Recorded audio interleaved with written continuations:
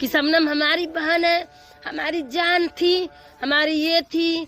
अरे हेलो दोस्तों, नमस्कार दोस्तों। अभी तक तो बात हो रही थी कि मतलब शबनम की शादी तक तो ठीक था। शबनम की शादी रेनू के भाई बबलू निशा से हो गई। शबनम की शादी सब कुछ ठीक रहा।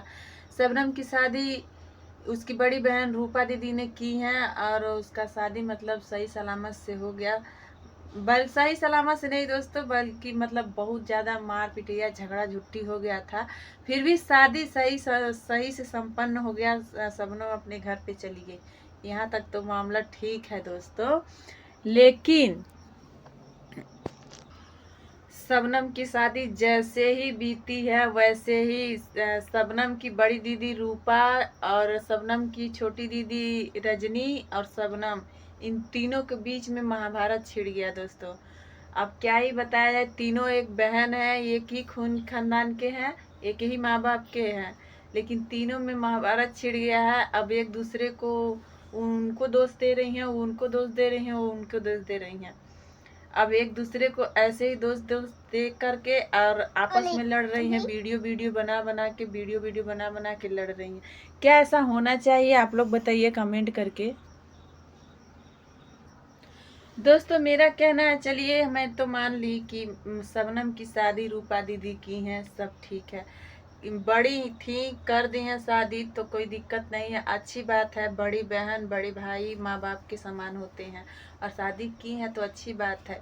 लेकिन शबनम, मैं ये कहूँगी कि शबनम दीदी आपको ये नहीं भूलना चाहिए कि आपको उस जंजीर से मेरे कहने का मतलब, मैं किसी को दोषी नहीं ठहरा सकती हूँ, आप लोग बहन हैं।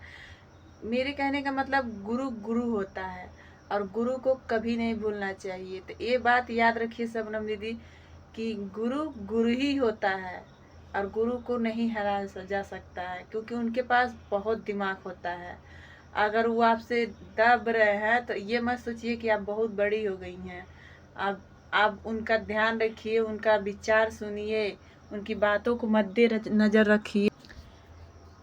शबनम दीदी, आज आपकी रजनी दीदी का मतलब रजनी भाभी का गलतियां आपको दिख रही है, लेकिन उनकी अच्छाइयाँ आपको नहीं दिख रही है कि उन्होंने आपके साथ कितना अच्छा किया है, कितना अच्छा नहीं किया है।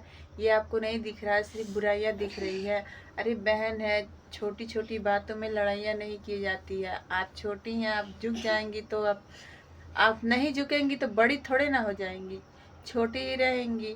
तो मेरा कहना है कि शबनम दीदी आप बात को समझिए और अपने दोनों दीदी को एक्सेप्ट कीजिए। मुझे नहीं लगता है कि रजनी भाभी कहीं गलत हैं, मुझे तो सही लग रही हैं। देखिए, जब अपने घर पे मैटर आता है तो कुछ समझ में नहीं आता है, ठीक है? तो आप लोग इतना समझदार है तो